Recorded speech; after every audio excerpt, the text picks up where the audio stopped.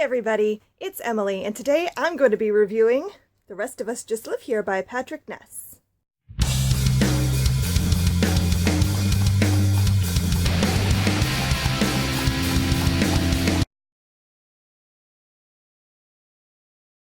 I read this book probably about a week ago, and I was really excited about it.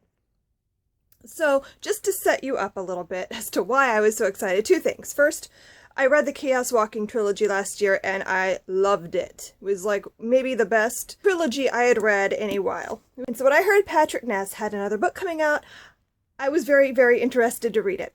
I have never read any of his other books, just the Chaos Walking trilogy. One of the reasons I was so excited was I am a huge fan of Buffy the Vampire Slayer. And when I read the premise of this book, I thought, ooh, is this like a book about Xander? Because Xander was always one of my favorite characters in the series, because he was the one that didn't have the superpowers. Everyone around him, all of his friends, were all supernatural in some way. The Slayer, the Witch, the Watcher, they all had this ability to do things, and he was just sort of that guy who wanted to help, and really didn't have any special talent or special ability. So I was excited to see a book that was maybe something like a Xander point of view, even though obviously not really Xander. But anyway, so I got it and I read it, and I was a little bit disappointed because it isn't anything to do with the Xander point of view at all. Although I can tell that he was inspired by that a little bit, but not as much Xander as more like the residents of Sunnydale. Those people that just live there and have nothing to do with the Slayer and the demons and all of that. They're just the people who live in the town and maybe notice things but don't really know what's going on. So the story centers around Mikey. He is the main character, and he and his sister and their friends are who the story is about. And they're just trying to graduate high school and live their lives. What I liked about the book was the chapters each begin with a little summary about what is happening with the indie kids, which, okay, what does that mean? What is an indie kid? What indie? I don't know. That didn't make sense at first to me, and I still don't know that I get it.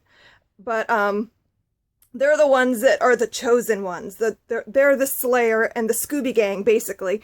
And the story has nothing to do with that. There are, like, you can see in the background, like, they notice things happening. They are aware of things happening, but they're not part of that story. So the beginning is, like, it's straight up YA tropes. So, like, you've read all those stories before, so you are aware of what the background story is that's happening.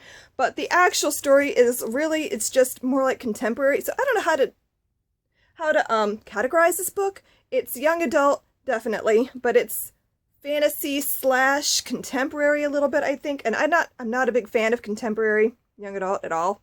So it lost a point there for me. I lost a star because I was just, I don't know. I like his portrayal of the characters. I like that it deals with mental illness and tries to, like, give a background to that.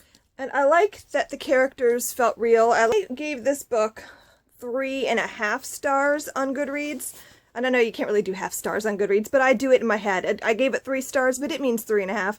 And mainly because, again, I'm not a big fan of contemporary, and this may sound unpopular, whatever. I feel like he tried his hardest to get as many stereotypes as he could. You have Mikey, who is OCD, anxiety. His sister deals with anorexia.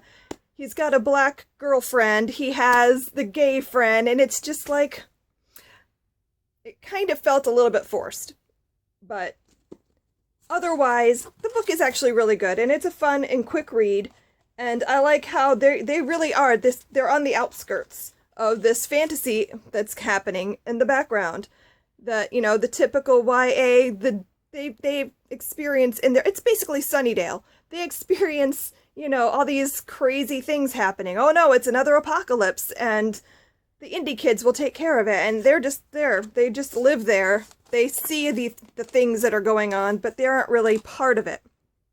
And I thought this quote kind of summed it up, and I'm just going to read a little bit. It says, not everyone has to be the chosen one. Not everyone has to be the guy who saves the world. Most people just have to live their lives the best they can, doing the things that are great for them, having great friends, trying to make their lives better, loving people properly, all the while knowing that the world makes no sense, but trying to find a way to be happy anyway.